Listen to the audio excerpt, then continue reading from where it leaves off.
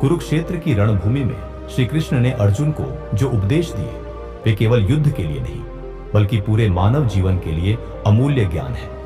श्री कृष्ण कहते हैं, कर्म करो, फल की चिंता मत करो, क्योंकि जीवन का मूल मंत्र निष्काम कर्म है।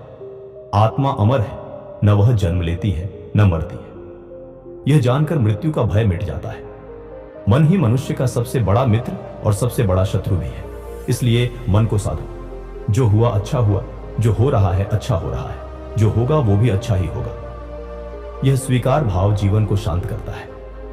अपने धर्म का पालन करो, चाहे वह छोटा क्यों ना हो। दूसरों का धर्म अपनाना विनाशकारी है। श्री कृष्ण समझाते हैं कि इंद्रियों का संयम जरूरी है, क्योंकि अनकंट्रोल्ड मन पतन की ओर ले जाता है। वे कहते हैं, हर कार्य को भक्ति की भावना से करो, तभी वह ईश्वर को समर्पित होता है। सफलता और असफलता दोनों में स्थिर रहो, यही समत्व योग है। श्री कृष्ण यह भी सिखाते हैं कि लोभ, क्रोध और अहंकार ये 3 नरक के द्वार हैं, इनसे बचो। सच्चा ज्ञानी वह है जो सबको एक समान देखता है, चाहे वह ब्राह्मण हो या एक कुत्ता। ध्यान, भक्ति और ज्ञान ये 3 मार्ग हैं मोक्ष के लिए। श्री कृष्ण का यह भी कहना है, जो अपने कर्तव्य से पीछे हटता है वह जीवन में कभी संतोष नहीं पा सकता। हर समय मेरा स्मरण करो, वही सबसे बड़ा योग है।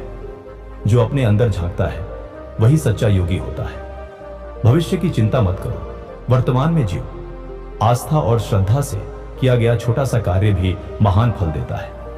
परिवर्तन संसार का नियम है। जो इससे डरता है वह कभी आगे नहीं बढ़ सकता। अहं को छोड़ो, समर्पण में ही शांति है। जो अपने स्वभाव के अनुसार कर्म करता है वह परमात्मा से जुड़ जाता है।